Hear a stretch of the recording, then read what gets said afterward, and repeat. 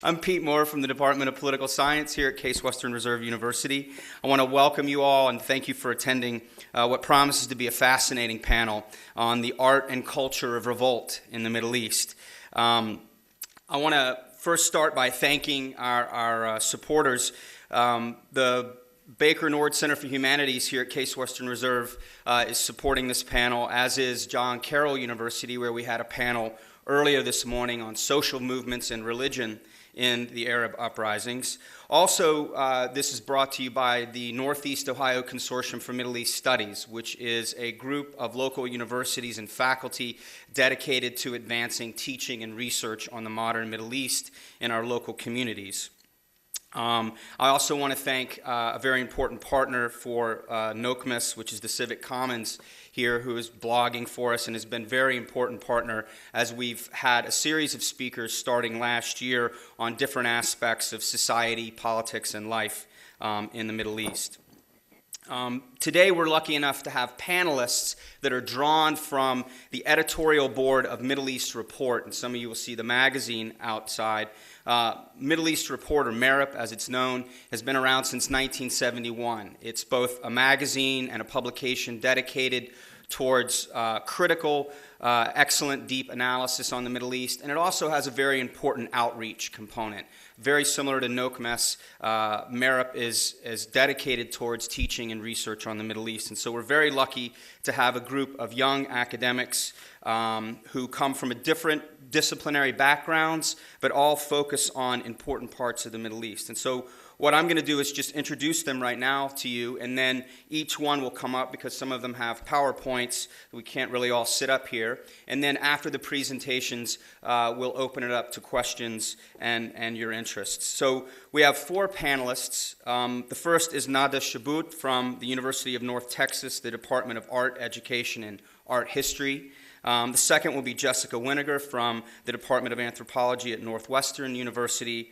Following Jessica is Ted Swedenberg, also from the Department of Anthropology, but from the University of Arkansas. And then finally, George Trumbull from the Department of History at Dartmouth College. So I'd like to welcome all of the speakers, and we will start with Professor Shabut. Thank you. So, Iraqi culture and the Arab revolts. Despite The Guardian's headline on April 25th of 2011 that read, "Iraq's own Arab Spring, a renewed sense of nationalism, is uniting protesters over delays to U.S. troop withdrawal," end of quote. For Iraq, the euphoria of Arab revolts was subdued. It is not because Iraqis did not feel the need for change. Rather, there were several attempts that aimed to engage and join the regional fervor, but they were small in comparison to the rest of the region and certainly not big enough to make a media splash. The popular movement to save Iraq, which has its share of internal strife and problems, led the Day of Rage on February 25, 2011. The movement is headed by Uday Zaidi, whose famous brother, threw the shoe at George Bush, which caused him to lose his job at the Ministry of Culture. Demonstrations actually were held in 60 towns and cities across Iraq. They were quickly and violently suppressed by security forces, and all efforts were swiftly smothered by invoking fears of further sectarian unrest. Nevertheless, Iraqis were demonstrating during most of 2011 and 2012 over multiple issues that are not limited to corruption, insecurity, poor services, unemployment, and political rights. In fact, there were sporadic protests since the invasion of 2003. However, with the fast disappearance of the middle class and exodus of the intellectual and creative cadre, protests diminished. The level of violence used against any dissent in the period between 2005 and 2007 caused further mass migration to neighboring countries. The surge of force in 2007 by the commander of the multinational force in Iraq resulted in further internal displacement, actually almost 5 million, according to UN records, and now it is lower, it's about 3 million and 3 million and a half. In 2006, the UN estimated that 40% of the middle class had fled. The International Anti-Occupation Network and the Brussels Tribunal compiled a list of 459 academic names detailing their assassinations from 2003 to 2011. The return of some families to Iraq following the relative calm of 2008 in search for a better life than the one they endured in exile, along with a new generation of discontented and disillusioned youth, established fresh voices of dissent. Thus, the 2011 Regions Revolt resonated with the Iraqi youth and instigated them to act. Of specific interest is that, unlike the rest of the region, Iraqi youth's awareness of their country's past and heritage has been distorted by decades of sanctions and occupation and destruction of the traditional Iraqi structure, but mostly by internalizing the rhetoric of invasion and occupation that literally deconstructed Iraq and its historical and national memories with the aim to build it anew. The Iraqi youth perceives no historical continuity. At any rate, world media largely ignored all voices from Iraq, including those from Baghdad Tahrir Square. And I always prefer to show Tahrir Square as I knew it, not as it is now. Perhaps the world was content that Middle Eastern hope for democracy and change has already reached Iraq, or was simply bored with Iraq. This year again, on February 25th, a protest of around 1,500 people took place in Tahrir Square and was again crushed. People have good reason to be afraid of protesting in Iraq, said one of the demonstrators. And he adds, the regime is ready to use all necessary means to suppress dissent. And at the same time, no solidarity from the media means that both mobilization and repression go unnoticed, end of quote. In fact, the demonstrators are convinced that the larger number of people who had planned to partake in the demonstration were strategically scared by the series of explosions that took place around Baghdad days before the organized demonstration. Nevertheless, the situation in Iraq is different. Like Chris said, the lesson of the Iraq War, indeed, is that regime change by external interventions blocks aspirations for more democratic and humane political systems, end of quote. But what does all of this mean for Iraqi culture and arts? How is dissent informing the arts, and what is the source of inspiration for Iraqi artists? As Iraq is effectively today divided into at least 3 major zones, Iraqi culture and art seems to be developing inside in equal 3 different ways.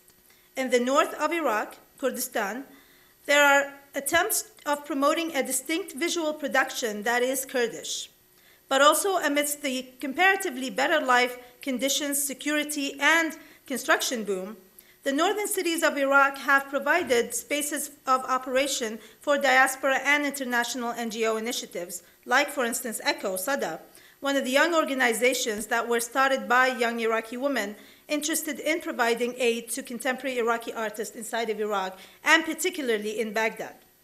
While SADA had already offered 1 workshop in Baghdad in 2011, it was forced to move its 2012 workshop to Erbil for security reasons, particularly as it would be quite difficult, if not near impossible, to obtain visas to get the Iraqi students to neighboring countries. Kurdistan, thus, offers the alternative, but Baghdad remains mostly disconnected. In the south, a new culture dictated by religious and Shia rituals is in the making. I have less information on how this is particularly influencing the development of art in southern Iraq, as there are no resources, save of really going there personally to see them.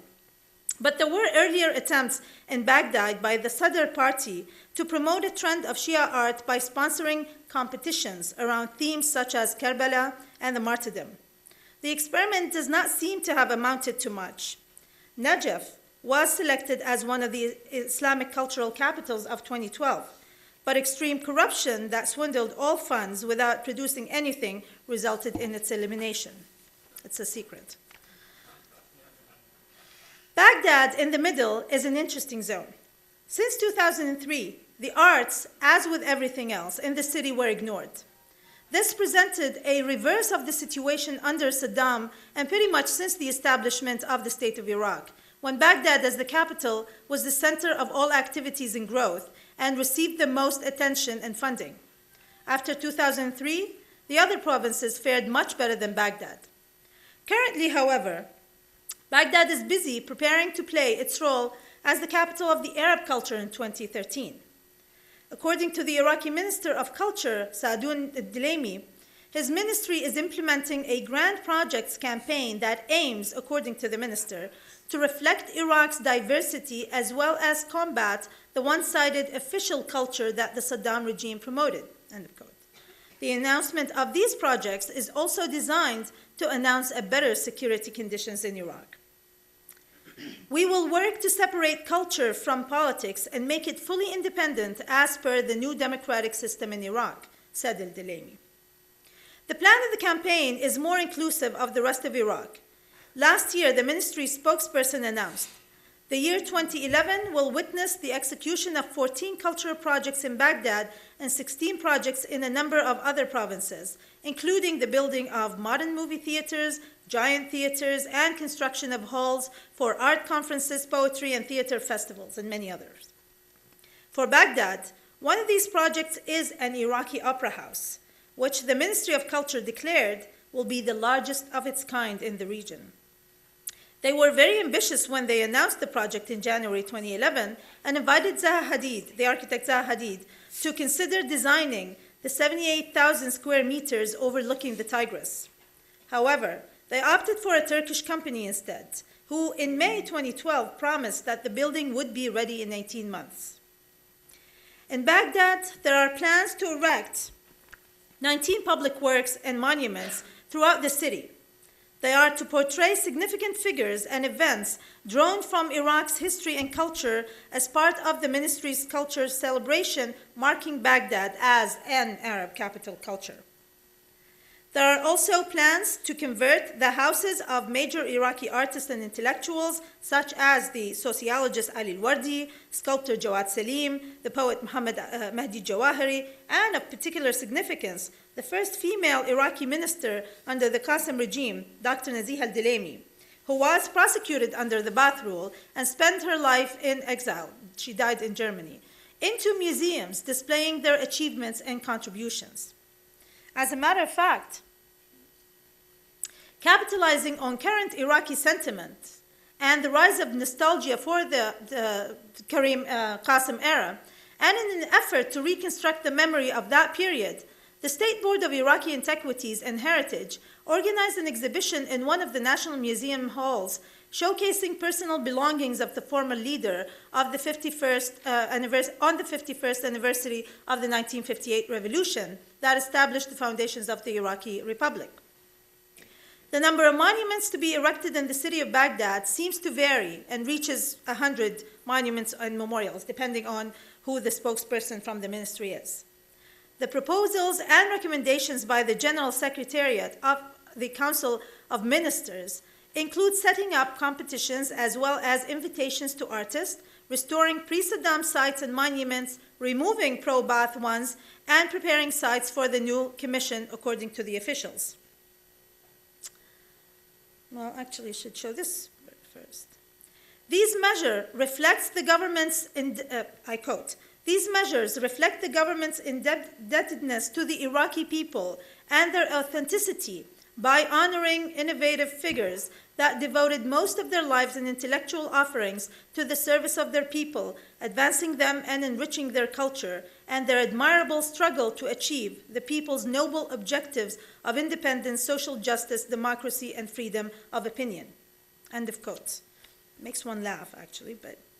Thus, the recent bulldozing of the historic Baghdad book market in Al-Mutanabbi Street late at night and without prior notice is said to have aimed, and I quote, to remove violations, end of quote, from the street as part of the preparations to beautify the city. But apparently the plans also include converting it into an animal market. I'm thinking an animal market like the one I see in Doha, Qatar, for instance, where they have pink rabbits and pink, chicks. Nevertheless, despite the announcement of these ambitious plans, and despite large sums of allocated funds, no efforts were proclaimed to address cultural destruction. There is no discussion about updating cultural policy or reviving cultural institutions. And most importantly, at least for me, is that there is still no official Iraqi entity in charge of locating and stopping the trafficking of looted works from the National Museum of Modern Art and other official and private collections. Thus, the collection of the museum is still at large. The museum itself has not been open to the public, nor has the approximately 1,700 retrieved works been restored or conserved. There are, however, plans to reopen the old Gulbenkian Museum, which was the first museum built under the monarchy through donation from the Gulbenkian Foundation, and it was converted into a state gallery during the rule of Saddam, and since they erected a new building. But there are plans now to rehabilitate it into the National Museum of Modern Art. Again, as part of sort of, removing the legacy of the Ba'ath Rule. I suppose one should be grateful that this campaign intends to remove certain monuments perceived as offending to museums instead of destroying them, as has been the practice since 2003 till now. Among a number of monuments and public works, the Shaheed Monument is included. Although designed by the renowned Ismail Fattah, Iraqi artist Ismail Fattah, its iconography displays no reference to the Ba'ath, other than, of course, commemorating the Iraq-Iran war. The announcement said, quotation, "The committee asked the General Commander of the Armed Forces Office to clear the site of the Armed Forces Martyrs Monument to comply with the directives approved by the Prime Minister to transfer this monument to a museum housing relics from the former regime." End of quote.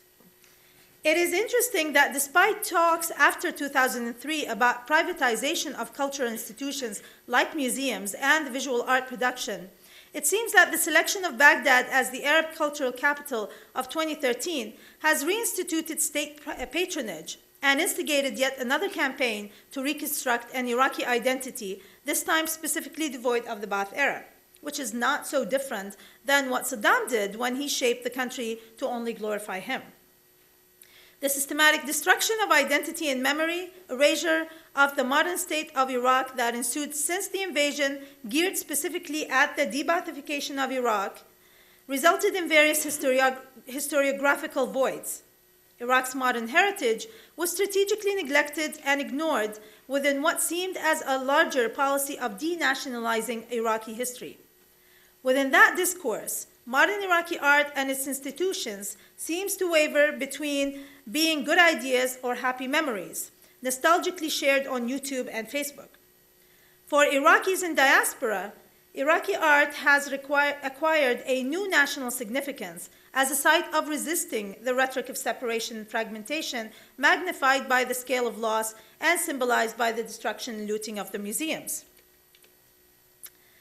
Which actually brings me to the fourth zone and the last zone that I'm going to talk about of development of Iraqi art in diaspora, which itself is very complex and varied, but united in being mostly disenfranchised along with the marginalized Iraqi tradition of art making from the development inside of Iraq.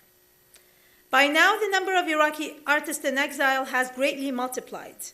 Most of the older generation of Iraqi artists had left Iraq during the 1990s or before and established themselves elsewhere in the world, and now they are joined by most of the younger generation of established artists who are currently refugees in various places around the world, and many of them in the US as well.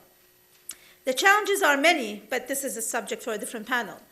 You're looking at a work, for instance, by Dia Azawi, an Iraqi artist who has been based in London since the late 1970s.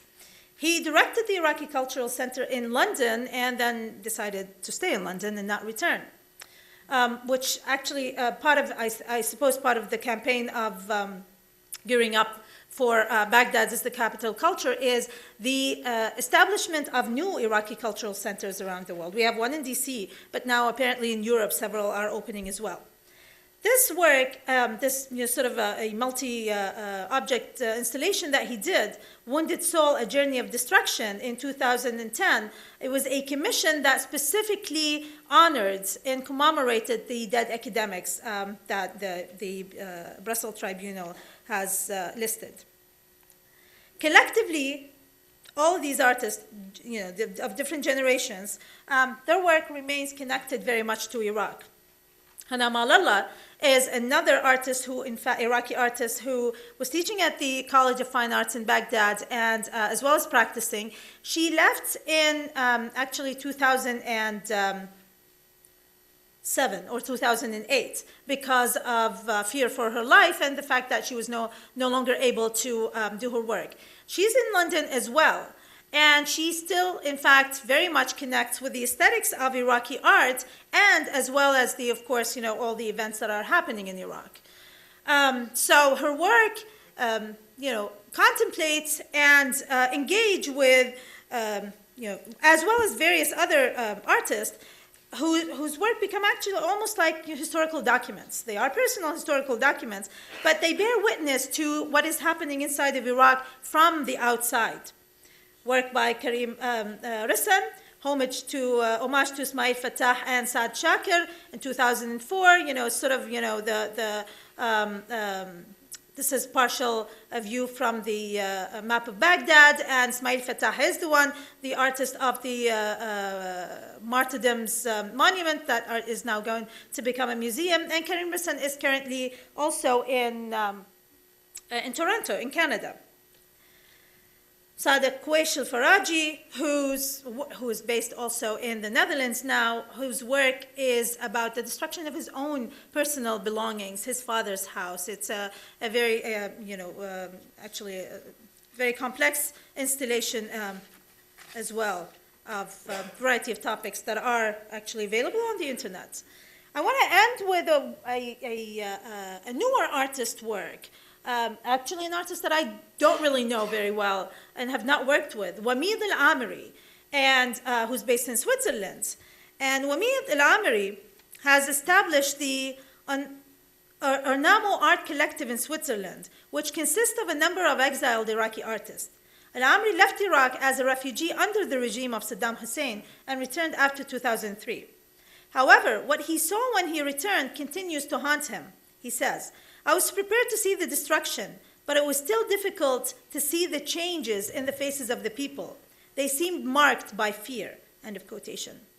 In his latest work, Al-Amiri questions the relationship between the Iraqi people and religion, a topic which has become all the more current and sensitive following the Arab revolts. Thank you. Good afternoon. I'm Jessica Winiger, professor of anthropology at Northwestern University. I'm going to be speaking mainly about Egypt and the relationship between arts and revolution in Egypt. I was in Egypt when the revolt broke out January 25th, 2011. So I'll be discussing some of the artworks that I saw going on at that time, but I want to start with some images before the revolution. If you were to just kind of visit the mass media in the United States and Google arts and revolution, arts in the Arab Spring, you're going to find a lot of articles that would give you the impression that there was no such thing as arts in the Middle East before the revolution, and that somehow the revolution awakened the artistic consciousness of this previously slumberous people. Well, I want to start with this painting, which was done in 1949 in Egypt to just sort of break that impression and that stereotype. The arts were very vibrant before the revolt, and Professor Shavut's talk alluded to artistic traditions going deep in Iraq, and I don't just mean traditions going back centuries, but modern art movements across the Middle East began really at the end of the 19th, beginning of the 20th centuries. It was very, very vibrant in Egypt, and this is a painting by the famous Egyptian painter Abdelhadi al-Ghazar called Hunger from 1949. This was its own revolutionary painting, and it connects to the revolutions today, because what spurred Abdelhadi al-Ghazar to do this painting were severe conditions of economic deprivation in Egypt.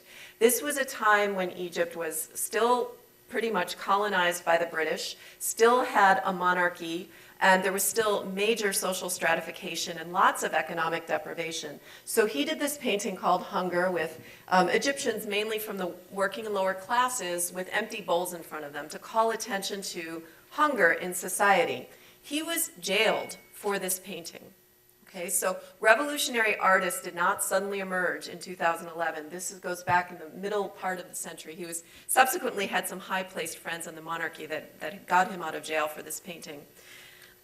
Flash forward to 2009. The Egyptian artist Yusuf Lemou decided to do a contemporary version of this painting, which he called Bread, and he did it in installation form. He actually took a video or a projection, a slide projection kind of screen, and projected the painting against a wall, the original Abdul Hadi al-Ghazar painting, and then traced the outline, and then put pieces of local bread on the floor in front of these people. This is dried out local bread that your average everyday Egyptian would be buying. Now, why did he do this in 2009? Well, there's a lot that happened in the last 50 years in Egyptian history that I don't have time to go into, but essentially the economic situation that made Abdul Hadi al-Ghazar do that painting in 1949 had gotten better for a while and then gotten really bad and then really, really bad by the time we get into the later Mubarak era. So bread, putting bread on the table, became an issue once again for Egyptians. And here's the statistic part of the talk. By the time the Egyptian revolution broke out, 20% of Egyptians were living at the poverty line, World Bank's poverty line, which is less than $2 a day. So that's a fifth of the population. Another 30% were living just at the poverty line. So that's 50% of Egyptians living at under $2 a day. By that time, as a result of neoliberal economic policies, you had a massive increase in inflation, while at the same time wages were either stagnating or declining. So there was actually, people had to put more and more of their income into basic necessities like bread, like food. By the time the revolution broke out, 40% of income was going to food. Just imagine that, calculate your own income, 40% going to food. And 30% rise in food prices. And there was a real struggle over bread. Some of you may have heard that all these revolutions across the region have been called the bread revolutions. There's actually a famous photograph from Tunisia of a Tunisian man holding a baguette, a loaf of bread, as a gun facing the security forces. So in Egypt, there was a problem because the subsidies that the government had traditionally given to support the distribution of bread to those who could not afford it, there was threats on cutting those subsidies, and subsidized bread was decreasing radically in quantity and quality. So there really was a struggle for bread, and this is what this artist was calling our attention to a full 2 years before the revolution broke out. Another artwork, revolutionary artwork, one might say, that predates the outbreak of the uprising. And this is by Amal Inawi. Allah yarhamha, she recently passed away. A young Egyptian artist who did this performance piece called Silence of the Lambs in 2010. In this piece, she asked people in downtown Cairo, regular everyday residents or people that worked in the neighborhood, to perform in this piece where they got down on their hands and knees and walked through the streets in silence and in this very, this position where they're sort of being cowed by society, cowed by the situation that they're in. This was her expression of what she felt Egyptian society was looking like and feeling like in 2010, where people could not lift their heads up in dignity, right? These were called the dignity revolutions as well, this feeling that people had lost their sense of dignity. And that people had become silent, that the regime had cowed them into silence, and they were cowering in the face of it. This artwork actually caused a lot of controversy in downtown Cairo because a lot of Egyptians didn't want to see their countrymen put in this kind of position, and there was a lot of disagreement. Is this art, or is the artist putting these people in this position? But I think it's a very powerful expression of what people were feeling before the outbreak of the revolution. So flash forward to Tahrir Square a year later. Even during the protests, and Professor Swedenborg will talk more about this later, you'll be talking about Tahrir art stuff, right? Music and things. This is just a photograph I took. This was the day after, this was February 3rd, the day after the famous Day of the Camel conflict. I don't know if many of you saw on the news that that the government sent in people riding camels with swords and batons and beating up the protesters in this very unfortunately medieval-seeming scene. And it led to one of the biggest battles in Tahrir Square to keep the square, and the revolutionaries were able to keep the square that day. I went down the next day and discovered that they had done this site-specific art piece with rocks that had been thrown at them and that they had been using to throw to defend themselves. And this says in Arabic, the 25th of January revolution. Here's a picture of a martyr, someone who had been killed in the days prior. And so people were using rocks and scraps of metal and anything they could get their hands on to create street art. And people would gather around these pieces, and it was a way of really galvanizing people together to get them to commemorate the battles that they had been through and that they were going through and the people that they had lost.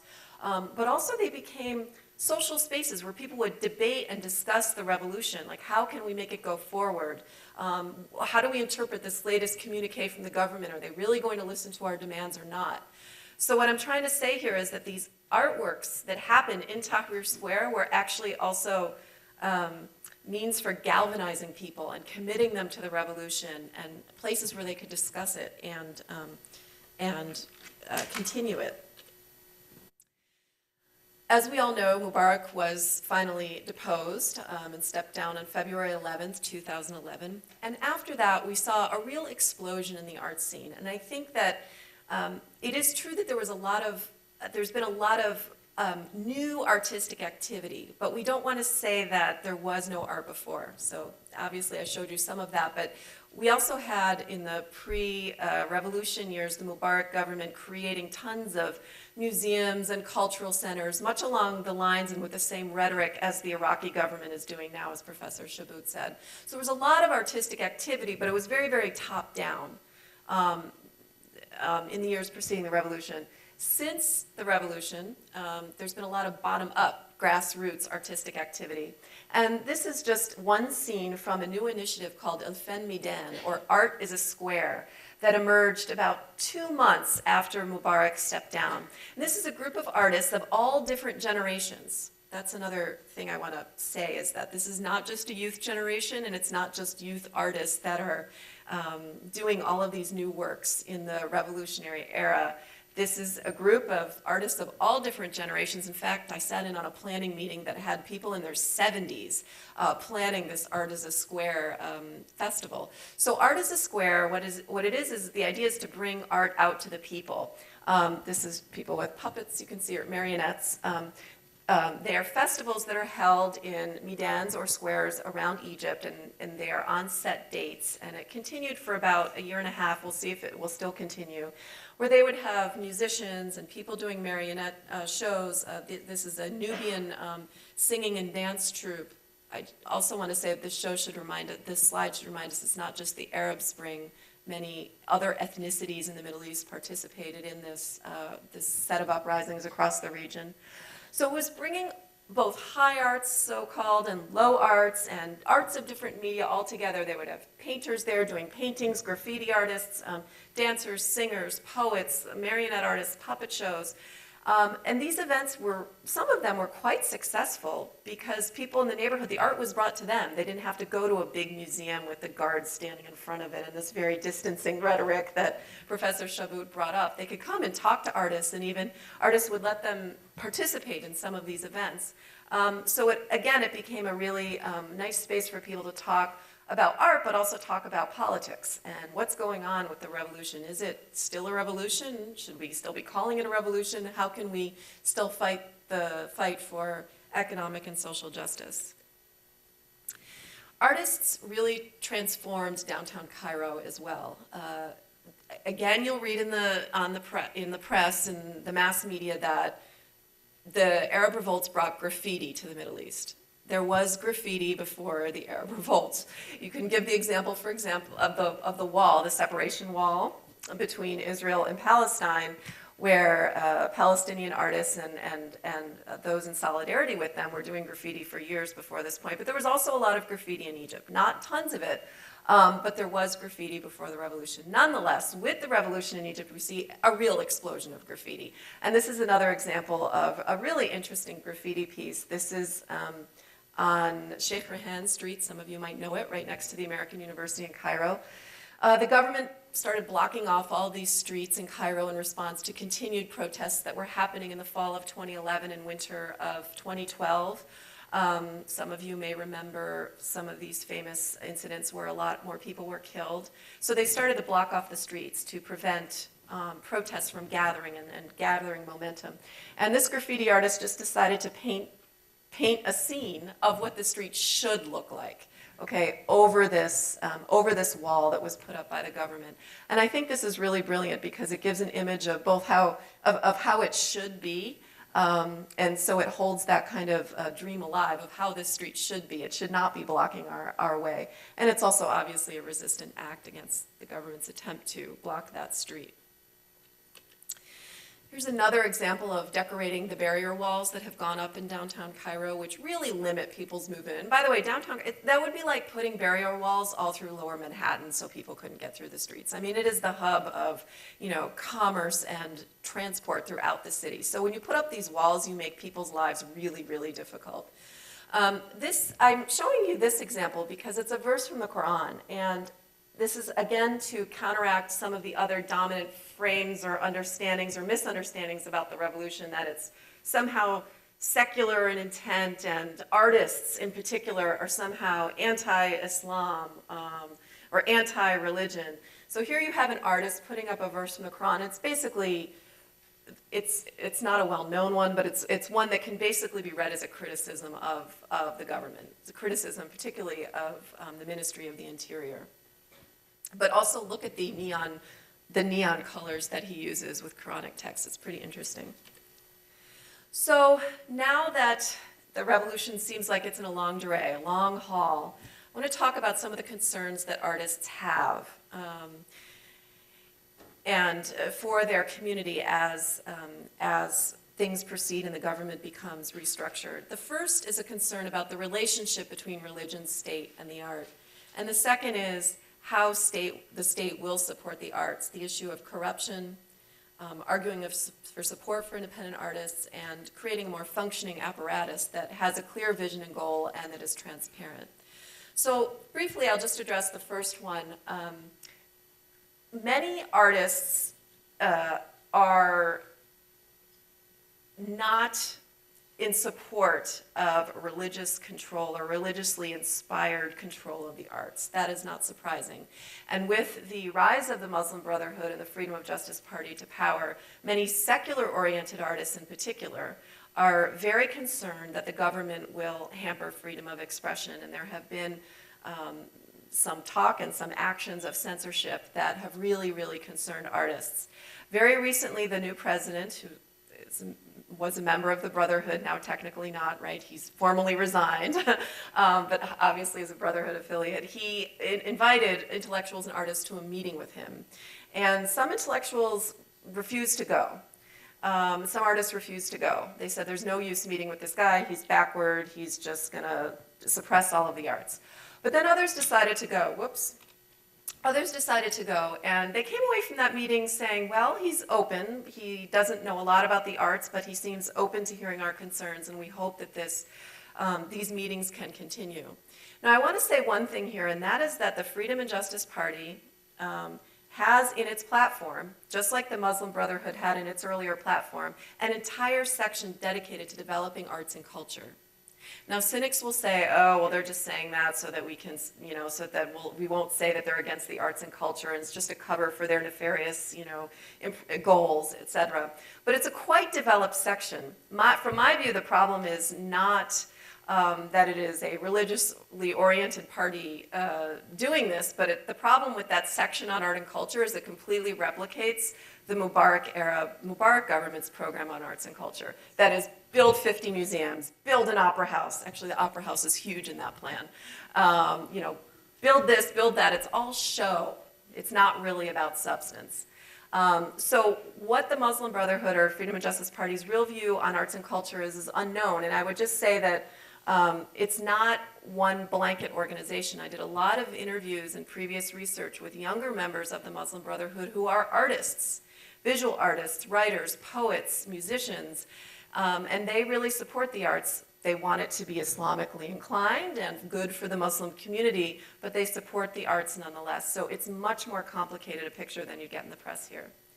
And secondly, state support of the arts. Artists are very concerned to continue state support of the arts. They've had a lot of state support in the Mubarak era, and they would like that continue, but they want to get rid of the insane corruption that currently still exists in the arts, in the Ministry of Culture and Arts apparatus. They want the state to support independent groups. Now this might make us say, well then won't they not be independent anymore? It makes me say that too. But I'm wondering, we need to think more about this, exactly how they want the state to support it. Clearly they want money, but they probably don't want control on the product, right? But they want more partnerships with civil society, really, so that the state doesn't only control artistic production, and there can be government and civil society partnerships. That's a complicated story. We haven't had great success with that in the US, but there are some successes. We'll see how that goes along. And then a functioning apparatus, one that has a clear vision, a clear plan, and that doesn't just put up 50 museums and then not provide them light bulbs to operate, right, which is what's been happening. And then finally, I'd just like to make a point about graffiti, and I think Professor Swedenborg will be talking about graffiti a little more.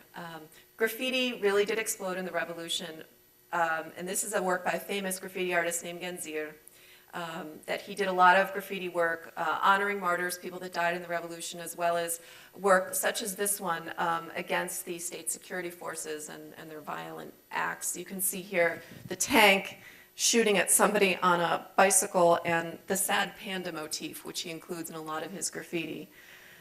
But graffiti is not inherently in and of itself a revolutionary art form. Graffiti is also used in Egypt as a counter-revolutionary art form. And Genzir's graffiti has actually been erased by a whole group of other graffiti artists who claim that they're supporting the military. And so they will go to his work and erase, they white it out. You can see here they had, okay, ignore the yellow and the green guy. What this other group came and did is they whited out all of this so that it became a work that celebrated the tank itself as something like proud and military, but that hid the part that would have a tank shooting a panda and a kid on a bicycle. Well, Genzir and his buddies got wind that the graffiti art had been graffitied over by anti-revolutionary graffiti people, and they went back and they painted this nasty guy from, a general or something from the military with blood coming out of his mouth, done in this shape to make him look like a snake. And then here's the Mona Lisa and other images from art history. So what you have is a graffiti battle actually going on in Egypt. So that's a really interesting thing to see, and that this medium is not necessarily inherently revolutionary. And I believe George will talk in a little bit about how technology is not necessarily revolutionary either, Facebook or Twitter. It's just much more complex. And then really finally, I have 2 more slides. This is another, I would say, counter-revolutionary aspect of the arts movement in the wake of the revolution. This is the day after Mubarak resigned, and these groups of youth went to the square and started cleaning the square maniacally. And I've written a little bit about that in Middle East Report. Subscribe, go buy issues. We have a lot of great articles on what happened when Mubarak resigned. But this is an image of one of these youth who's erasing graffiti, okay, that was written on these fences around the square. And these youth were erasing this spontaneous graffiti which had been written during the protests, and partly they were erasing it because it was, in their view, not aesthetic. It was done with big markers on the run, it was filled with vulgarities, curses against the president. This was being erased while people were planning pretty graffitis and murals, and this went up about a day later. This says, "Lift your head up, you're Egyptian." And look, the word "you" has little hearts for where there would just be usually dots. Okay, and the flag, you know, a real nationalist symbol. And so in this piece in Middle East Report, I call attention to, you know, these brigades of youth trying to beautify the city, but what are they doing when they're erasing this graffiti that really captured the spirit of the protests and putting up instead murals that have hearts and flags and, you know, are pre-designed and look very beautiful, but this doesn't say anything about the content of the revolution. It just says, lift your head up, you're Egyptian. It's a thing of nationalist pride. It's not about the bread that I had showed you at the beginning of the talk. So thank you very much. Okay, thanks, Steve. Hi. It's been a while since Pete introduced us, so I will remind you. I'm Ted Swedenberg from the University of Arkansas. For scholars of the Middle East, like myself, who are very interested and very invested in Middle East popular culture, the fact that the Egyptian uprising at Tahrir and the Arab uprisings of 2011 and 2012 inspired a great deal of interest outside of the Arab world and in the West and in the United States, interest in the culture of protest and especially music, and the music of culture, I considered this to be a really very positive development. Yet soon after I became aware of this, and after a whole slew of articles and various sorts of media coverage occurred on the culture of the Arab Revolution, I found myself unhappy with the superficiality of the coverage, with the partiality of the coverage and of the interest, and to some extent some scholarly coverage, and in particular because the interest in the coverage, for the most part, seemed to focus, when it came to music, on hip-hop, Arab hip-hop of the revolution, to the exclusion of nearly everything else in the musical field, except perhaps for Egyptian rock artist Remy Assam and his very famous song Irhal, or Leave. And I should, before I go on, I should say I realize, this gray-haired guy is going to talk to you about how, hip-hop has been overplayed. I've been a big fan of hip-hop since 1982, and I've tried to write about hip-hop in the Arab world. So I'm not anti-hip-hop, I'm pro-hip-hop, but I think there's something distorting about this coverage. It is true that in the Tunisian Revolution, a rapper named El General played, and his song and video, Rais al-Blad, did play a role in the Tunisian Revolution. But I think anywhere else you look, its importance is rather minor. In Egypt in particular, and this is what I'm going to focus on, Egypt in the 18 days in Tahrir Square in January and February, I've not seen much convincing evidence that hip-hop was very important at Tahrir during those 18 days. Despite that fact, Egyptian rappers and Egyptian and Arab rappers abroad who've been rapping about and in solidarity with the Egyptian Revolution have gotten a lot of coverage. But perhaps rap was more significant in Tahrir than I imagine. Even so, I think there are a couple of, three major problems, I think, with this notion of rap as being the main music of the revolution, and especially in Egypt. First of all, it makes it seem as if we, that is to say we in the West, through our art forms and through our technologies like Twitter and Facebook and cell phones and the internet, have somehow played a major role in the Egyptian Revolution. I think this makes for too easy an identification between us and them, and too easy a kind of understanding or attempt to understand what's going on. And secondly, and from a kind of more theoretical point of view, I think it conceives of music in such a setting in a fundamentally misleading way. It's as if we imagine, and it's often said to be, this is the soundtrack for the revolution. So it's kind of like as if we imagine a movie and we're listening to music playing as people are out protesting, or perhaps it's as if we had our iPod on as protesters are battling security, or as if a sound system was somehow broadcasting as revolutionaries stormed the barricades. I think rather in such a case, we need to think of music as being part of what was happening on Tahrir Square, embedded in the social movement, integrally connected to it, I can't say that very well, neither a soundtrack of the revolution, nor a reflection on it, or even a commentary on it, or a report on it. That is to say, it's right in there, it's part of what's going on. And musicians performing in Tahrir either performed from a revolutionary repertoire that crowds already knew. They knew the lyrics to. And a revolutionary repertoire that connected them, both the artists and the crowds, to a history of revolutionary or oppositional struggle, or it was music composed on the spot out of the events that were happening.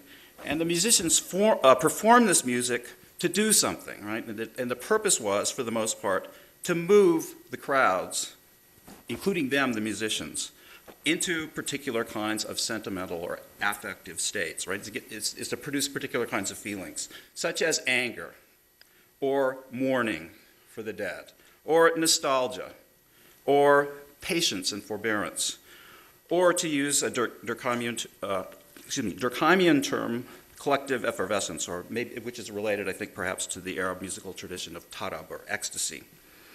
And so the importance, even though I'm going to talk a little bit about the lyrics, what they're saying, the importance is not so much the lyrics of the song, and in rap we tend to think it's all about all about the lyrics, as what the performance does for collective sentiment in particular, very charged kind of contexts. The third thing, and just to repeat the point, my third problem with this is that rap is presented as what's going on at the expense of other musics that are going on. And of course, I'm as somebody interested in these things, I want to take this as an opportunity. And I want us to take it as an opportunity to get people to be interested in more things besides just rap going on in the Arab world. But maybe this is idle hope. We'll see. Okay, so I want to talk about 2 and possibly 3 examples of a revolutionary repertoire that was played in Tahrir that are based in earlier experiences that resonate with the present.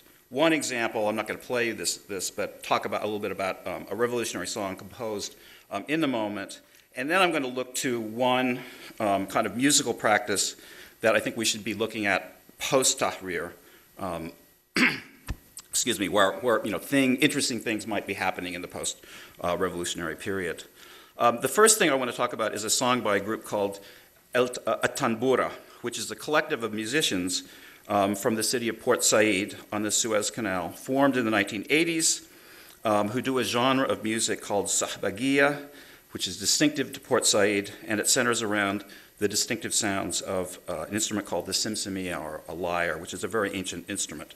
And the song I want to play you is called, well, I don't know the Arabic title because I haven't been able to find it.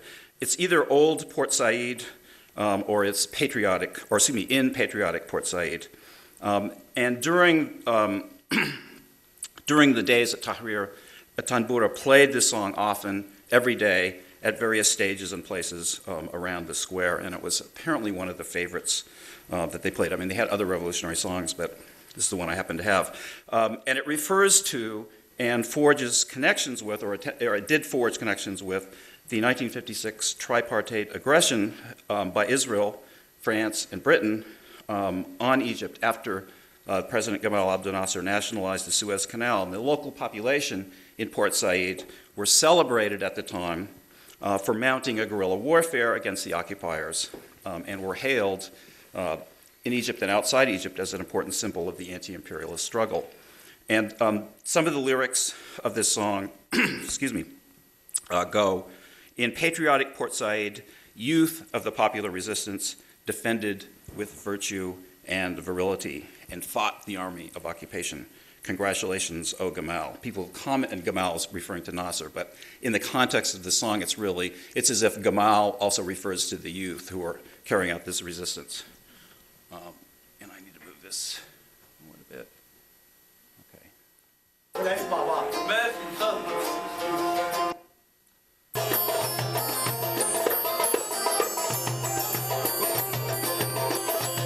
Oh, what do I have to press? Sorry. On your panel there, press blank screen. There's a LCD panel. This panel? Yes. Oh, okay. There you go. Okay. Well, you got to hear the music anyway. Okay, so the simsimiya is that instrument on the right. Sorry about that.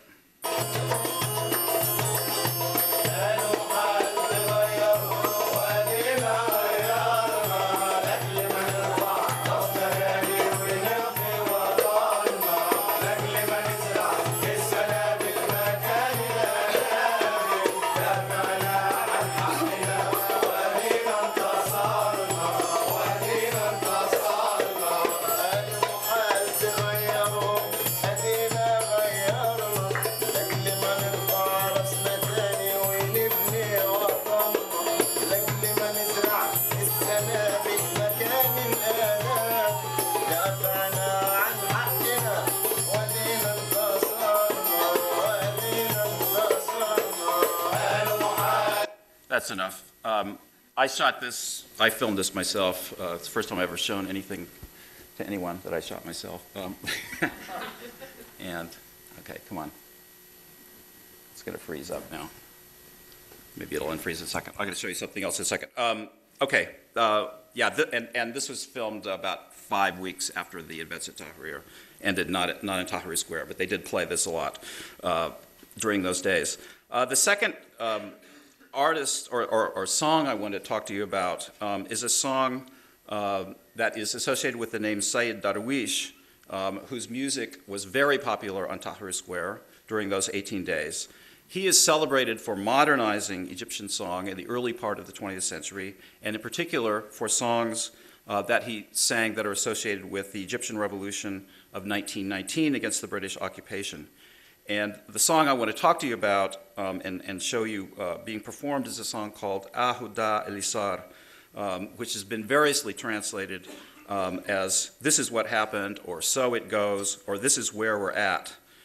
So this song dates back to 1919. It's remained in the revolutionary repertoire. People know this song in part because it was recorded by many Egyptian and Arab artists in the last 20 years. Ali Hagar, who's a serious pop star.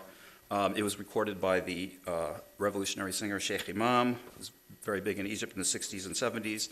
In Lebanon, it was recorded by the legendary singer Fairuz, and more recently by her son Ziad Rahbani. And lately by an alternative, an alt band, I guess alt rock band from Alexandria, which is where Sayyid Darwish is from on the northern coast of Egypt, a group called Masar Igbari, which means compulsory detour. So this is at an event that took place immediately before the Tahrir uprising, in January, before the uprising started, in memory and solidarity with, the victims of a terror bombing at a Coptic Christian church on 31st of December 2010 that killed 21 and wounded 96 and was very much, was popularly attributed to the regime and not to Islamist terrorists. Well, let me just play you a little bit of it. So this is a song from 1919, and lots of his songs of Sayyid Darwish, which were, 100 years old, were played on the square, and this is one of the most well-known.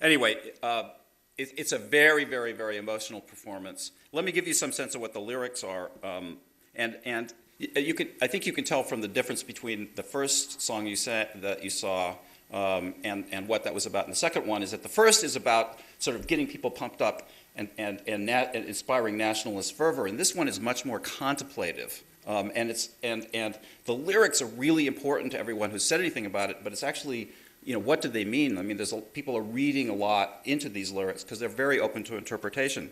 This is what happened. You don't have the right to blame us. The welfare of our country is not in our hands. Let's link hands and fight. So it's very simple kind of words, but people viewed it with a lot of passion. Okay, the third song. How am I doing? Think I should do a third one, or should I skip to the? Nobody says anything, so I'm gonna just.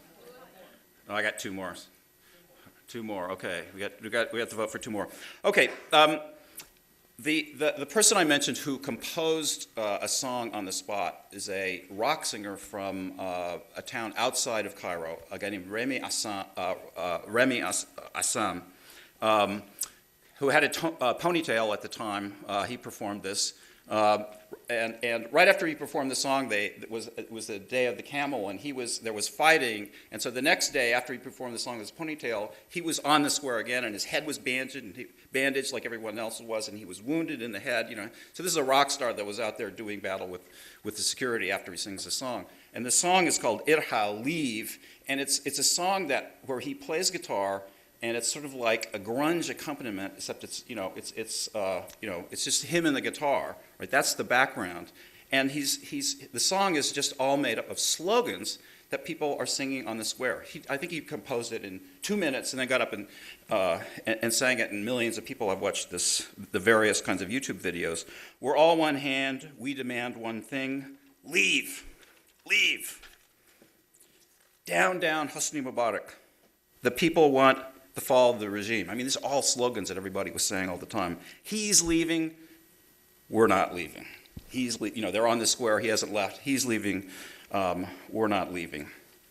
But what he's less famous for is another song that he performed widely and was very popular. And it is a song he composed to the lyrics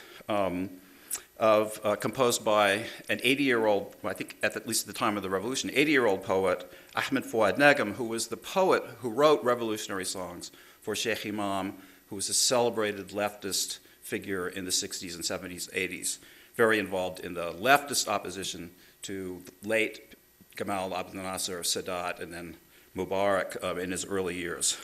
So he's connecting, he's a kid with a ponytail who is so happy and excited to compose this song that to lyrics composed by Ahmed Fuad Negm, and then the big moment of his life is he's performing in the square, and this 80-year-old guy gets up on the square with him as he performs it.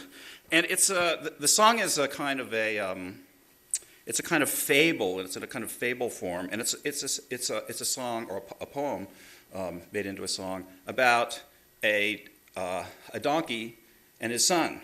And the donkey pulls a cart with people on the cart, and the son is saying, "Dad, you're getting too old, and your health is bad, and you need to change. I mean, we need a change here, and I need to pull the cart." So it's an allegory, if you will, about the big issue in Egypt, which is whether or not the son of the successor of Mubarak is going to be his son, or if there's going to be a democratic process. And it's very sarcastic and funny in the way only the great Egyptian poets can write it. So let me just show you just a minute of this, or a second maybe.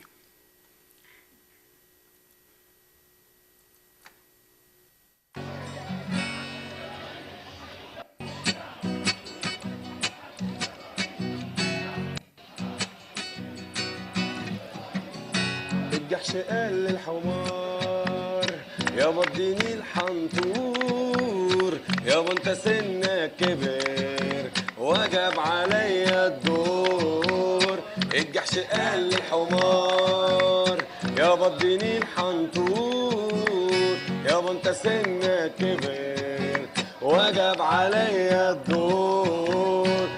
So this is actually on top here. Just note what's going on. This guy's huge. Everybody loves the singer, but the singers are just going around and sitting with a few people, and they're teaching everybody the song if they don't already know it, and everybody's sitting around clapping.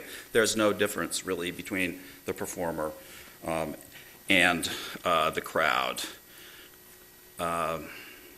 Okay, so the last thing I want to say is that the openings of that have been created by the revolution and post-revolution have allowed a trend in shabi music, popular music.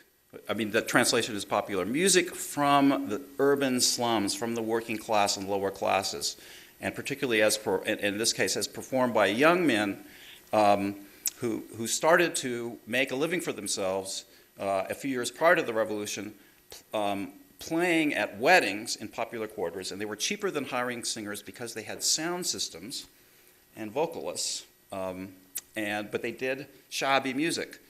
So it has a kind of a rap feeling, but the rhythms are all indigenous, rooted in popular quarters, shabi music, but they have electronics,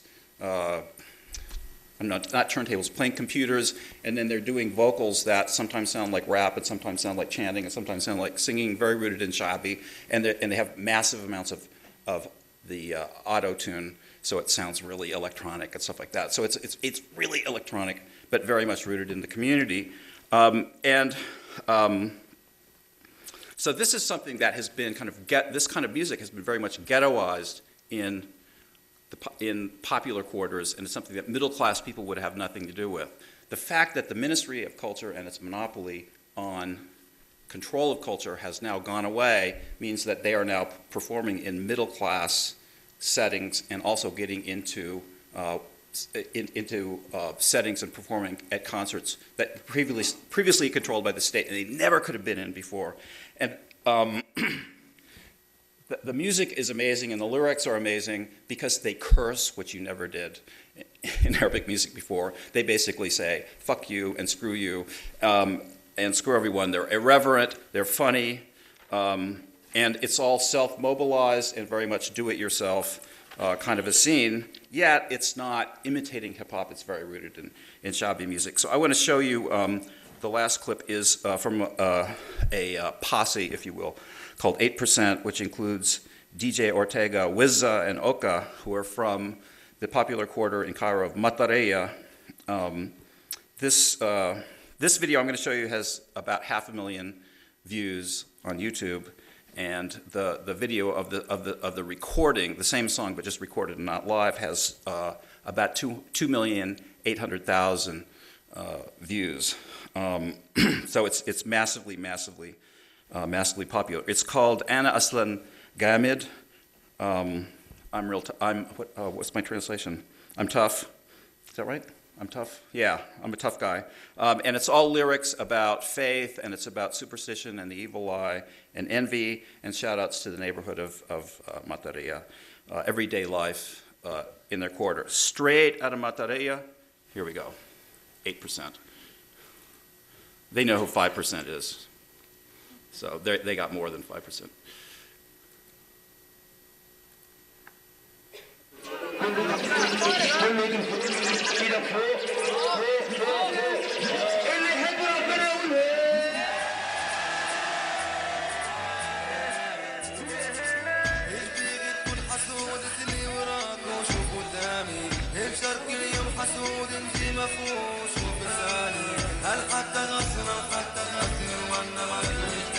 This, by the way, is filmed in Aswan in southern Egypt, so they're going all over the place.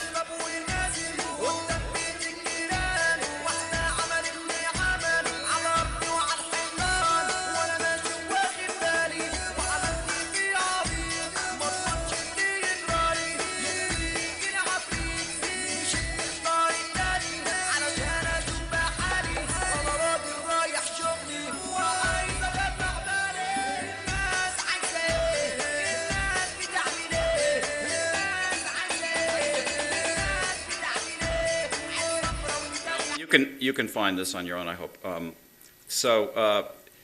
have an Islamist government now in Egypt. They can't ever stop these people from doing this stuff because they are so rooted in millions and millions of folks doing this at festivals and weddings. It would be hard for me to imagine. There's also Islamic or Muslims that are doing music as well, but I haven't really checked that stuff out. But another thing that should be investigated in this regard as well. All right, that's it. Thank you.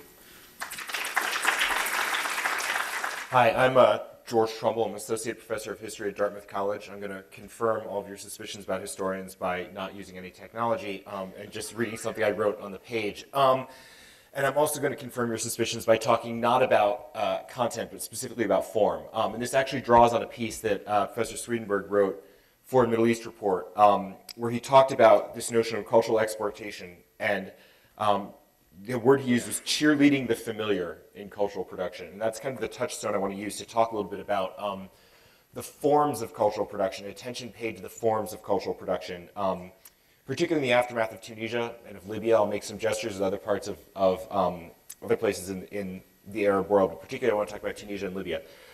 So one thing that really struck me about coverage particularly in the US, also in France and Italy, kind of globally, about the coverage of the Arab Spring was this constant search for familiar forms.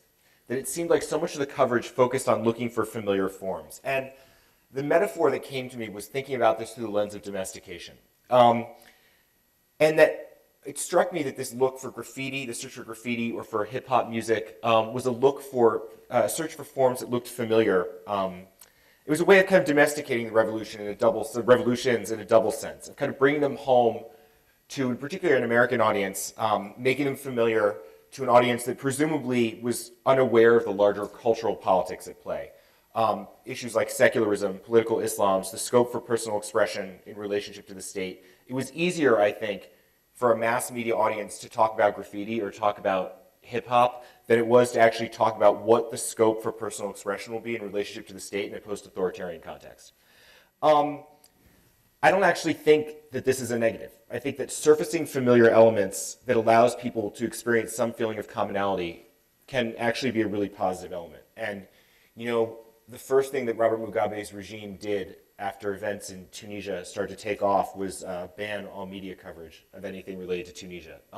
So I think this notion of domestication can be useful in that sense. But there's another sense of domestication as well. And that's this sense of taming. And that's what I found a little bit concerning, that so much of this was about reducing the cultural politics of these revolutions to familiar elements and to the kind of most facile aspects of the familiar elements. There's a New York Times ran not too long ago an editorial by a sociologist that was called The Mixtape of the Revolution. I don't make mixtapes because I have an iPod, and I think that most people here are in probably a similar boat. And the music was not kind of on mixtapes as Ted has shown us, that they're entirely different forms. It was just this kind of really puzzling element. I didn't know why mixtape was something that the New York Times editorial board thought was going to grab readership. But it seems like something from, I mean, certainly my childhood. But I started thinking about why this focus on form and not on content. And part of it is that the content of the cultural politics of these revolutions is still up for debate. Particularly in Libya and in Tunisia, there's no clear resolution to questions like what the role of religion in politics is going to be, or what the role of politics is going to be in religion. There's certainly no clear notion in Tunisia, and even less so in Libya, about what the boundaries will be of permissible dissent. In Tunisia was a place in which there was no permissible dissent before this revolution. There's still an open debate about whether there will be boundaries to this. Also, though, the factor I think that's gotten the least amount of attention in all these revolutions is this question of economic reordering. That do these revolutions have an economic argument? And if so, what was it or what is it, and is it changing? How can people in Tunisia or in Libya work to end corruption, to combat an entrenched socioeconomic elite? It's a very real concern in Tunisia that they kicked out the political wing of a kind of far more nefarious group of people who are still in charge of the economy. And you know, this is actually something we could generate some fruitful global interchange on about questions of combating corruption, for example. And I think that focusing or kind of domesticating just familiar forms prevents us from having these conversations. But also, the most easily legible content of this is the least palatable to an American audience. That is that Ben Ali, the dictator of Tunisia, was someone with whom the U.S. was not just content to deal, but anxious to deal with no criticism of the regime whatsoever. That Gaddafi was someone who played ball with the U.S. and with the U.K. in the quote-unquote global war on terror after 9/11. And the United States would rather have seen Gaddafi for years as a clown rather than as a kind of particularly violent dictator. So there are elements of this content that were difficult to talk about. So I started thinking then, well, what are these forms that are familiar? And my colleagues have discussed this in more sophisticated ways than I have. But I did want to talk a little bit about music specifically. And I found it really interesting, and Ted, you touched on this, Professor Swedenborg touched on this tendency to conflate all popular music with these forms that are more familiar to an American audience, rap or hip hop, and the notion that somehow popular music has to map on very clearly to categories we already have of popular music. And there, at the same time, this is part of a desire to see hip hop or to see rap as global and therefore disconnected from American cultural imperialism or from market relations. One of the things that particularly struck me is one of these figures I kept seeing coming up in Egypt was a guy named Deeb, whose day job, he was very proud of working in finance, right? And I just found this a very interesting juxtaposition. That popular discussions of music in the American media had kind of ignored the financial conditions of its production and its relationship to capital. And not just to economic capital, but also to kind of social capital. That we're talking about access to a certain kind of prestige of association with the global and with globally commodified signifiers of resistance. It really struck me that I kept seeing the names of the same artists over and over again. And the BBC, of all places, ran a piece called "Is Hip Hop Driving the Arab Spring?" I think that we can say no, but arguing that did sell records, right? And I think that we can't lose sight of this fundamental kind of economic relationship between politics and cultural production here. And I asked myself, there's an Egyptian group called Arabian Nights, Knightz,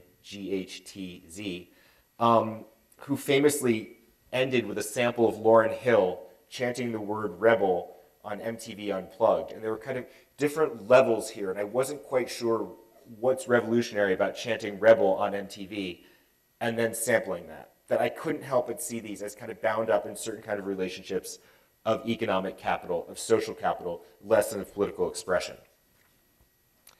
That in some ways, this seemed like a domestication of social protest by trying to put it into an American domestic context. That the social conditions of the production of popular music are very different in Tunisia or in Libya versus the United States. There is also this notion, and Professor Winiger gestured at this when she talked about this in relation to graffiti that I'm going to talk about in a minute, that somehow there's this implicit tension between popular music and a kind of reified, generalized, unspecified, and inaccurate vision of Islam. And this has to go back to this notion that somehow these are American cultural productions that have been globalized and that therefore they must be at war with other forms of cultural production. I'm going to read a quotation from National Public Radio. Quote, "Some of these songs have played a direct role in popular uprising, while others have helped galvanize international support." And this, to me, struck me as somewhat of an undeft analysis. I'm not sure if songs actually play a direct role. And international support played no role in Tunisia, as Tunisians will tell you pretty quickly. It took a long time coming in Libya, and it's completely disappointed Syria. And I think that singing and hand-wringing are nice, but they're not, that some of these are not always the same thing as staring down machine guns. That it's not actually a direct role. It's a mobilizing role. It's a role in creating certain kinds of, as my fellow panelists have shown so well, it creates certain kinds of affect states, but it isn't actually a direct role in the sense that there's actually kind of acts of courage that take place here that are ideological and not just cultural. We'll talk a little bit about graffiti. And this, again, is this kind of element of foregrounding the transgressive through a form that's familiar to American audiences. It's a kind of visual marketing. And again, I want to call attention to this notion that there's some notion that it's somehow implicitly anti-religious, which is not how people certainly experienced it in Tunisia. And I want to talk a little bit about El Cid, this Franco-Tunisian graffiti artist who's living in Montreal right now, who refers to his work as calligraffiti. And one of his most famous installations was paintings on the side of a minaret in Gabez. And he said, "I painted the two sides of the mosque, and I painted it during Ramadan, and I painted on it a verse from the Quran.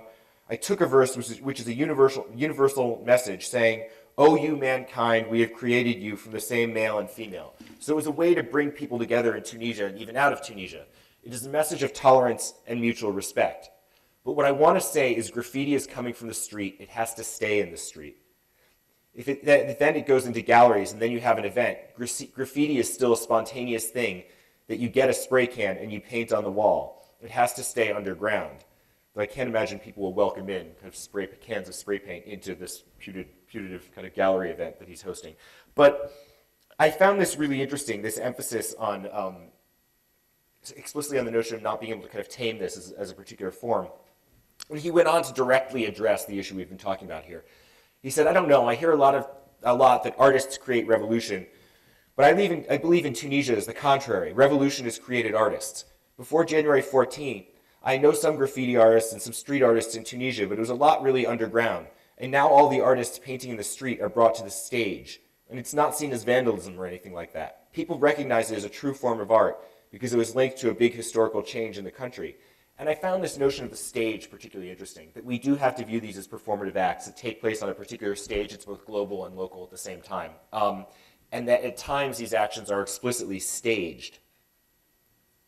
And I thought this was actually a pretty sophisticated understanding that this is performative within a particular global context.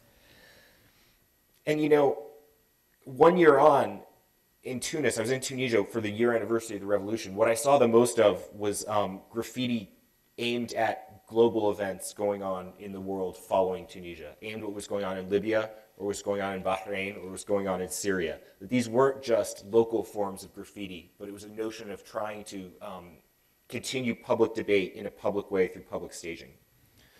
Finally, I want to talk about another kind of cultural form. I want to talk a little bit about social media. And the thing that really struck me the most of this was the kind of the irony of quote-unquote old media's obsessive coverage of new media.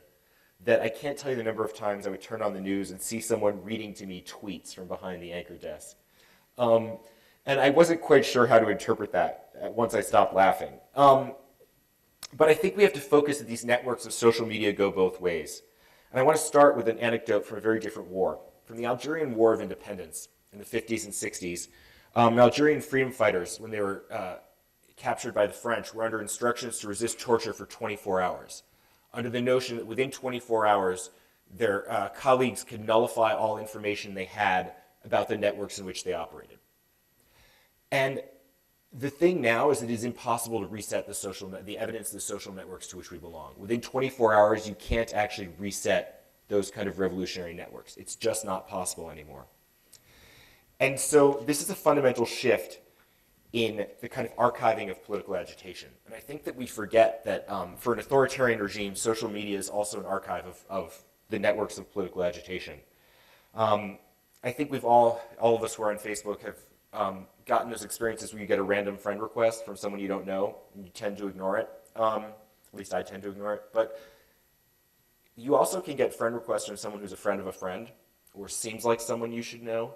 And that there are elements of social media as a cultural form that can facilitate surveillance. It makes clear organizational structures that people might otherwise not want public. It's also falsifiable and manipulable. When I was in Tunisia, I was walking from the Tunisian archives all the way down through the Medina, down the main drag, the Avenue Bourguiba. I was meeting some Tunisian friends out in a suburb, and they told me that there had been a woman who'd been attacked in the street and had her clothes cut off her.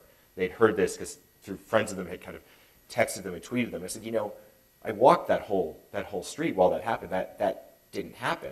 I would have known. And they just didn't believe my eyesight. I must have kind of missed it. I must have not seen it. That there's this kind of spurious aura of democratization when we talk about crowdsourcing like this.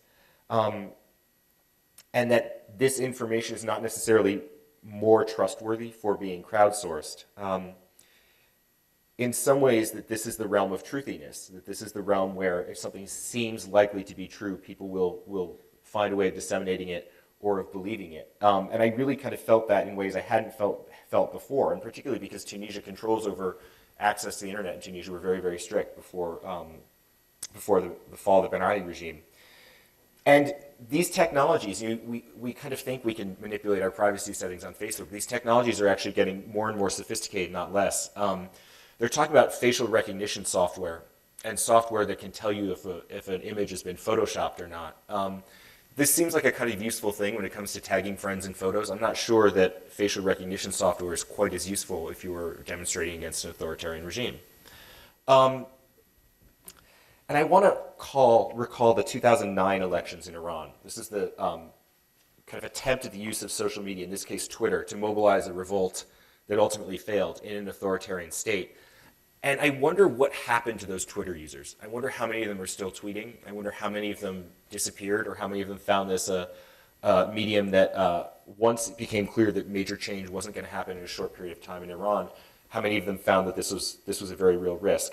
So what I'm trying to argue is that when we look at social media as something familiar in an authoritarian context, we're misled by the form, I think. I think we're misled by the notions that this is a familiar form when its cultural or political context is completely different. And I think that we have to pay attention to the fact that use of any kind of technology can be different in relationship to different political regimes.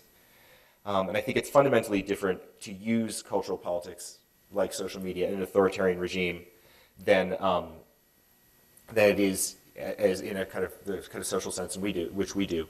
I think I'm going to stop there. I apologize for kind of bringing up some more kind of some less salutary aspects of this, but thank you very much.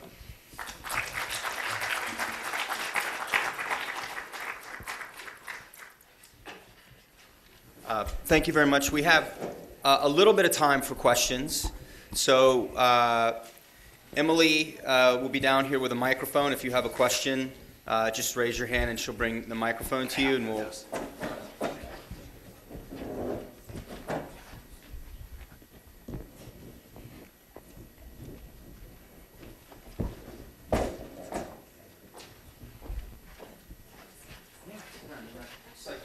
Actually, it'd be great if we could have all the lights back up again. I really care about the aesthetics of lighting.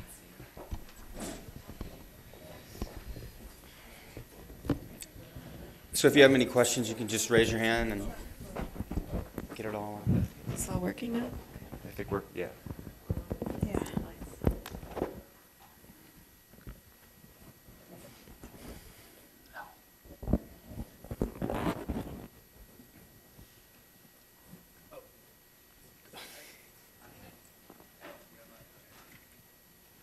So, is this on?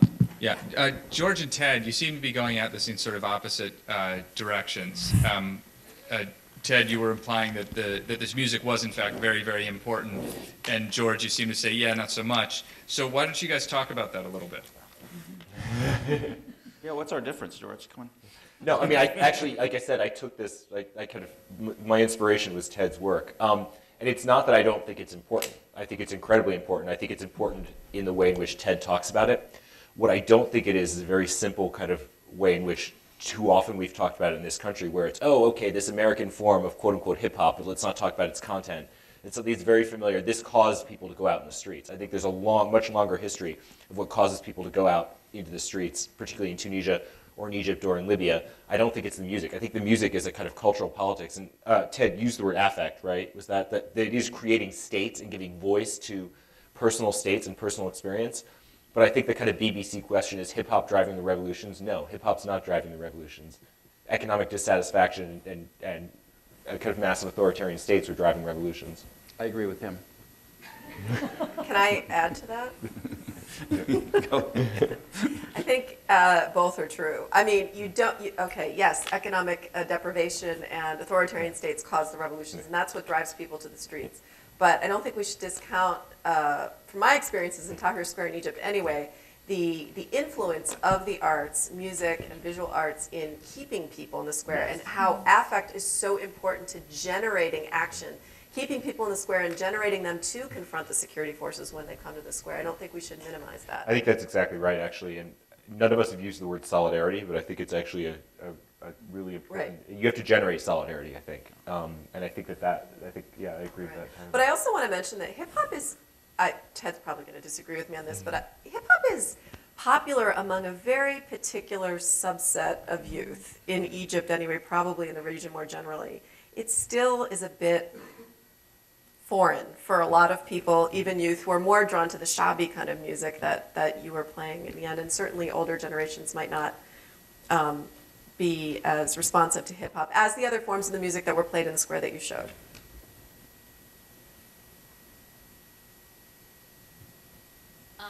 I noticed that there were no women in the videos of the hip-hop. Could you speak a bit about women and that form of music? If, as in this country, you know, there is a tradition of women in hip-hop, what, if any, is there in Egypt as well? And whatever you could say about that. Well, you know, I don't know that much about Egyptian hip-hop. But in the Mahragan scene, you know, in the Shabi scene, not that kind of techno Shabi, that's what some people call it. I think Mahragan is a better term, means festival. It's festival music, or popular festival. I don't know if there are any women that are part of that scene. In the Shabi scene that it comes out of, there are lots and lots of women who perform in that genre of music, but I'm not aware of any women, you know, that are singing it or you know, are working as DJs. However, women, I mean, if you see videos of the parties and the videos that those guys, there's one that I forget, but that's if it's DJ Haha or somebody like that who made a video of, you know, of one of their songs. I mean, they're women are part of the audience. I mean, they're participating, and they're part of the scene. And I think one of the interesting things about the scene that they come out of at popular weddings is there's much more gender mixing going on in popular weddings than there are in more kind of sophisticated and middle class events. I mean, they you know, they break rules that middle class people who behave properly would not break. So, but one thing I'll say that does seem to be a difference with the U.S. scene is that I have not heard any hip hop coming out of the Middle East that has such an intense sexualization or objectification of women that you find in hip hop here in the U.S. And I guess that's worth thinking about. But also, I'm just thinking of the Moroccan female hip hopper. I can't remember her name now. Whose main line was, "Let's give me a job, and then you can talk about my hijab." Which I think shows that, you know, we should be focusing on economic issues, not on these things that cause so much consternation in the West. One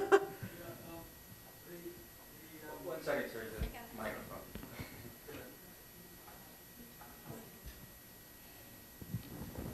Well, our art and music come out of human emotions, and that's what you were discussing, how this came out during the uprisings and so on. And I'm just wondering, is there any branch of study in this which relates the emotions and all that came out of the United States during the Depression and, you know, Pete Seeger's folk music and all that to this kind of thing? Because, you know, we're all people, and in your own culture, you bring out that same kind of emotion. So I was wondering if you can relate to that American experience when we had bad times. We didn't have, well, of course, I'm not going back to the Revolutionary War or to the Civil War, but, you know, just during the 40s, 50s, 60s, 70s, Vietnam, and so on. you know, the field of study of culture, and especially popular culture, within Middle East studies is very new, underdeveloped, and there's not much written. And I'm sure that somebody in future is going to do that because of the connections, I think, are really clear and obvious, that you would want to compare somebody like Rami Assam to, or think about him in relationship to, I don't know, Woody Guthrie or Pete Seeger or something like that. At least that's the songs that he was doing, or Sheikh Imam, you know, I mean, those kinds of comparisons are things that anthropologists are supposed to be doing. But, you know, there's not that much has been done. So I think, I mean, it's a great suggestion, and I think it's absolutely appropriate, as long as you don't call Sheikh Imam the Woody Guthrie of Egypt, because then you're imposing that model. So maybe that comparison without an imposition of the model would be, I think, would be a great idea. This gets back to what Jessica just said about the fact that that music and cultural music and art play a major role in actually creating this solidarity and creating a kind of culture of protest, whereby protest is possible and thinkable. And I think that is a pattern that is in common there. And actually what is interesting is in 2003, the invasion of Iraq, there was also a number of hip-hoppers who were kind of sort of, you know, telling the stories of what is happening and the corruption and all of that, but then they just kind of faded away, you know, which is interesting, and no comparisons have been made with what's happening elsewhere in the region. I wonder if that's, Just quickly, I wonder if that's related to some of the links you were making between sort of the economy of attention to rap and, you know, Westerners becoming interested in rap, and so then they become on the scene. When Westerners stop paying attention to Iraq, unfortunately, perhaps there wasn't the support for them.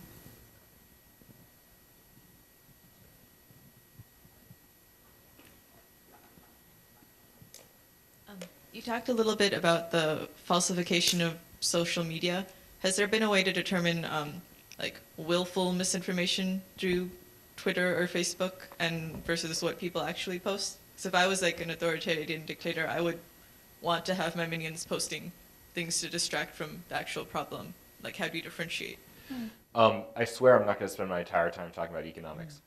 But when the Facebook IPO crashed and burned, there was a lot of talk about internal Facebook statistics about what number of users were fake, and numbers they were saying was over 50%. So you can interpret that whatever way you want. This is now me, ironically, citing a rumor about social media. But I mean, we don't necessarily have those statistics. But I think that we need to be aware of the possibility. And even something for me, the notion of being able to tell if a photo's been photoshopped or not. One of my colleagues at Dartmouth actually just started a firm to commercialize his research in this. I think it's really interesting. I think it's useful to know if an image has been photoshopped or not. I can also think of scenarios where I'd want to Photoshop myself out of a picture, right? And we'd rather people didn't know that.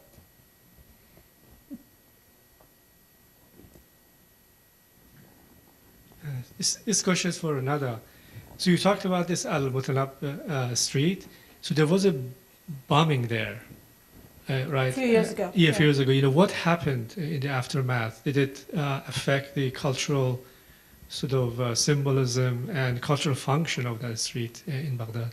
Well, Explain the importance of the street. I don't think a lot of people Oh, understand what sure. that street is in Baghdad. yeah, the Al-Mutanabi Street in Baghdad is actually, it's the book market, but it is also sort of a very important intellectual gathering space and outlet. So people, there was an old saying that said, Egypt wrote, Right. and Beirut published, and Baghdad read. And so books were a very, very important objects for Iraqis. And in going to Mutanabi Street during the sanctions, a lot of people sold their books, and you can buy books with, personal information or some sort of, or if it was a gift from someone, and so on. And so the Mutanabi Street even had a more important aspect in the life of Iraqis, because things, sort of hidden treasures in history is there. But also it is a gathering place. And Shabender Cafe, which was on the Mutanabi Street, was also the place where the intellectuals, artists and poets and everyone else, and dissidents just sort of met there. So the bombing of it was a shock, but they rebuilt, and the shops opened again. And because what happens is the streets, on the street they put books and stuff, but all of them have stores that, and 2 stories and inside, and in fact there's more displayed on the street because there's no electricity, so really you can't go in. But if you really needed to find a book, you do go in. So the books were safe in. Only few things were outside. And so they rebuilt and they reestablished, and it went back to being a very important factor. And this bulldozing is seen by the Iraqi intellectuals as a bad sign of what to come. I mean, the market, animal market, yes and no, I don't know. They're always rumors. You never really know what's going to happen.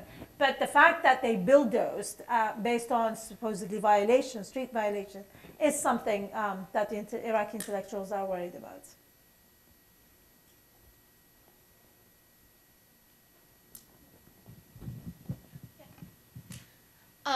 Just a real quick note, actually, about the whole Twitter thing, especially in Iran. One of my good friends in high school is actually a computer science major right now, but she was very involved in that. And I will say that the vast majority of the ones, of most of the Twitter activists that she knew and collaborated with were hackers. They knew an awful lot about because the government also tried to shut down. Right. Why, most of the people that could get onto Twitter during that time period were people that know huge amounts of things. Oh, sorry.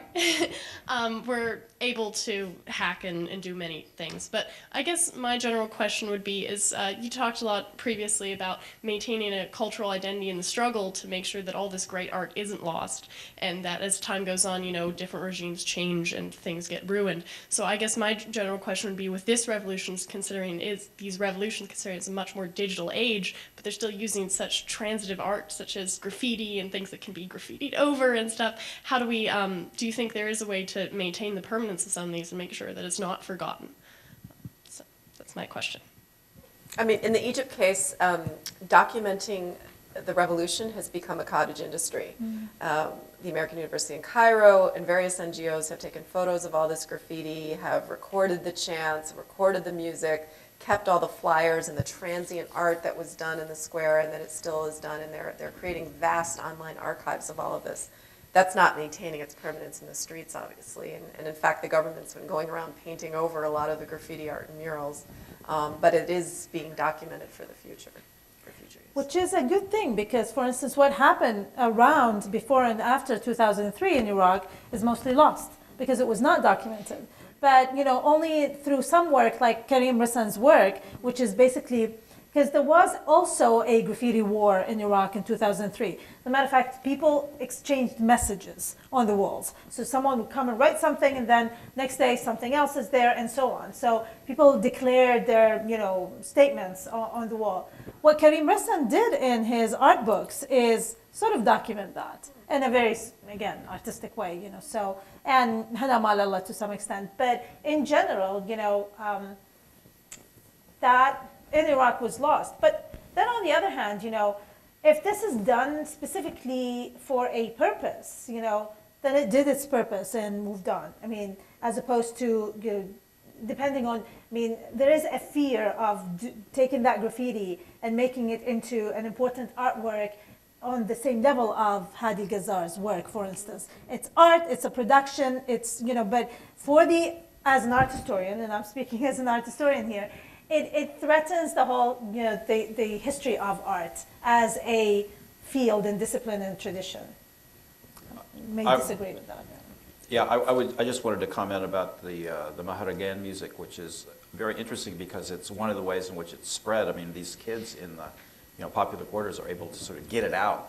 Is that they upload these videos that they make. Some of them are, you know, they're really amateur, some really funny, but they upload them to YouTube.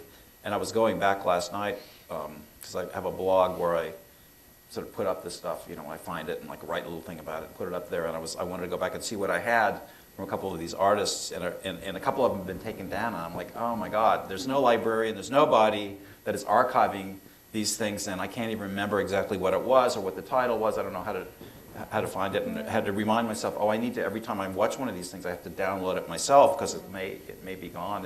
And so it's it takes a lot of money, you know. I mean, I think Robin Dougherty at Yale is documenting some of this stuff from the revolution, but she's not documenting Maharagan music, right? Because it doesn't have anything to do with the revolution. So it's you know, it's expensive and time consuming and difficult with the electronic media. I think we have time for just two more questions, and we'll take them, or three, sir. Could you comment on where does art begin and social commentary? Because things like graffiti, you look at it, they say, oh, that's a beautiful picture. But if you understand Arabic, you realize, oh wait, that is making a social, political comment.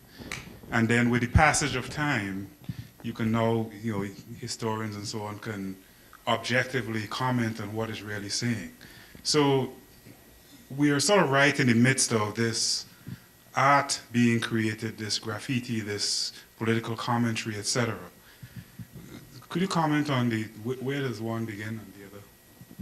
Well, I think we probably will have different, you know, opinions here because, you know, for art historians as opposed to other cultural scholars, in art history, there is a tradition of making art that has its own rules and an old tradition. That does not mean it doesn't evolve and it doesn't change, but that, you know, does have a value judgment that not everything beautiful necessarily will be considered art, you know, as opposed to what at the, you know, a lot of this graffiti, as you said, has a specific social message and maybe, you know, pretty, maybe, you know, it looks good as well and has certain aesthetics, but to what level is it perhaps going to be canonized? And so that's you know, it's a very complex, actually, question, not a very simple one, and it's much harder to judge as things are happening and they do have value, and every art has a message in a way or another, and so whether it's not either graffiti or visual, Hadi Ghazar's painting that Professor Winninger just showed earlier, and the commentary using it in the much later, both have an aesthetic value, although using it in different ways, and both have, social messages. So, I know, Jessica, you might have Yeah, something. as you probably guessed, would say I'm not, it's not my job to judge the value. I think it's more your job to judge the value. What I find really interesting is that people who are doing graffiti are using the word artist and the word art to describe what they do in Arabic. And so they'll call themselves graffiti artists or street artists. And I find that really interesting. And I think that's a relatively new phenomenon because that word was not usable by people who are not doing art within the tradition of the canon or art for galleries and museums.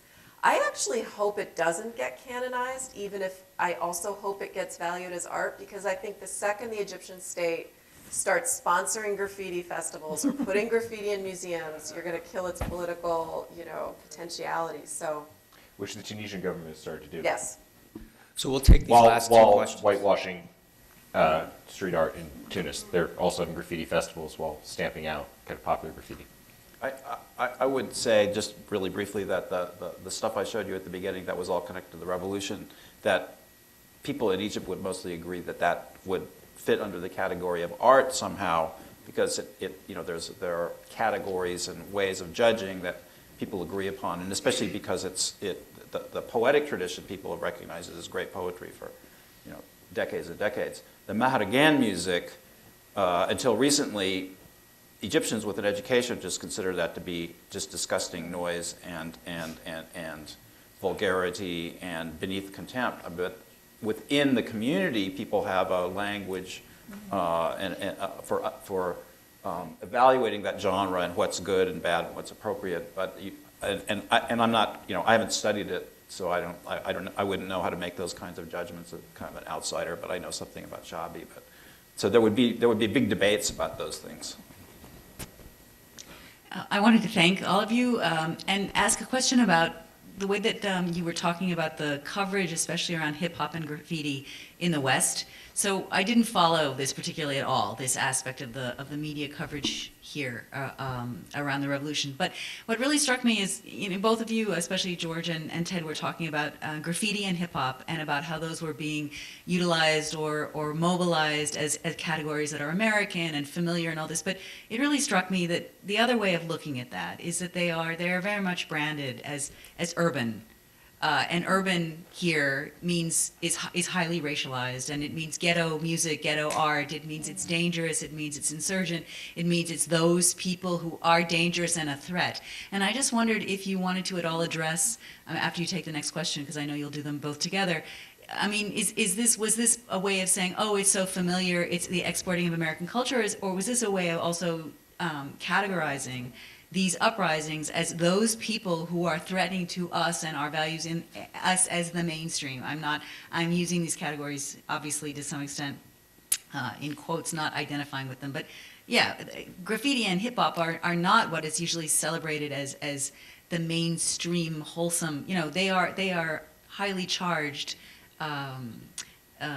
references. So I wondered, none of you kind of addressed how that might be being mobilized as part of this focus on those aspects of art as opposed to other forms, other categories.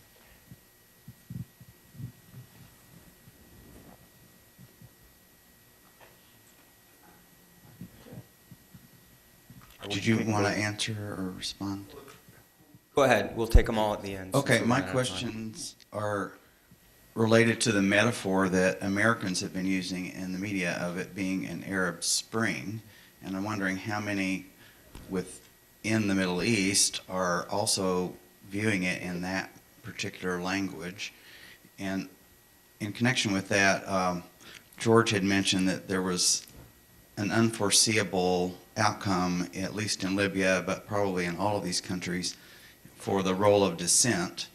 And I was thinking about the diaspora that Nada mentioned, and wondering if there is a consensus among Muslims about what sort of artworks, amateurish as they may be, may or may not have specific subject matter with regard to the Prophet Muhammad or, I don't know, teachings of the Quran.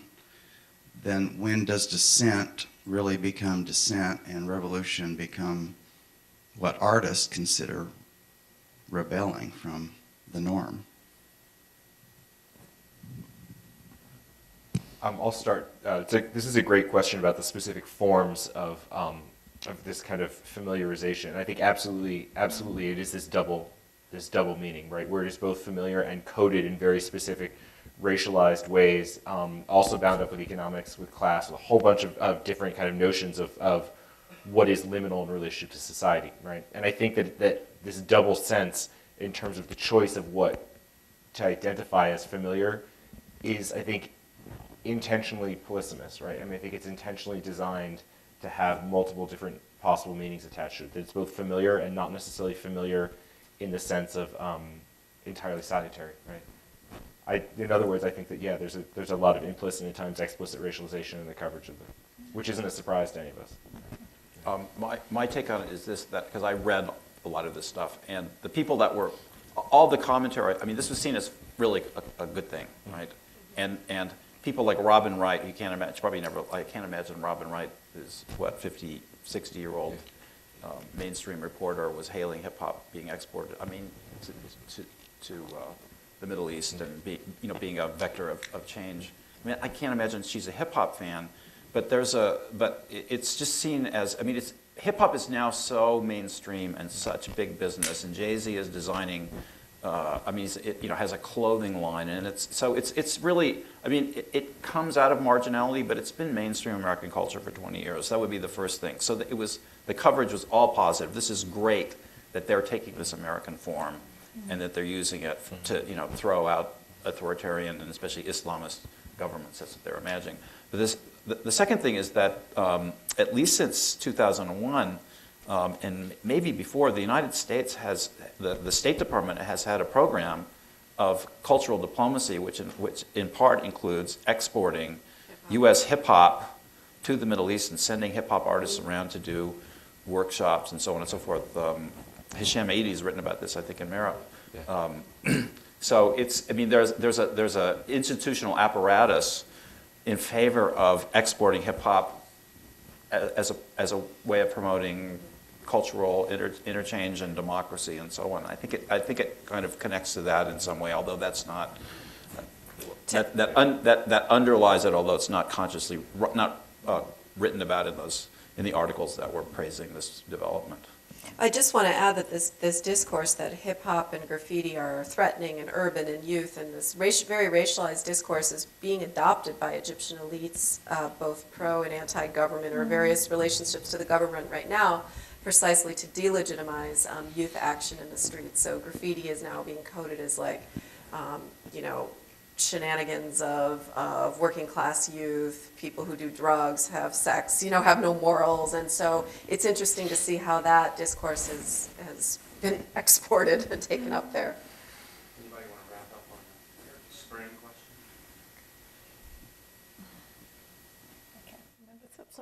Well, in Tunisia, the phrase everyone used to use was the thawra, was revolution, partly because Tunisians were very, very proud of the fact that they felt they initiated this, and also felt this kind of sense of responsibility. Particularly when I was there, things were really ramping up in Syria, and there was this sense that somehow there's a sense of responsibility that, and this may be a little bit of arrogance, but Tunisia felt a real sense of responsibility for having kind of, and Tunisia was not where any of us thought this was going to start. So I think there was a real sense of ownership over the word revolution in particular for them.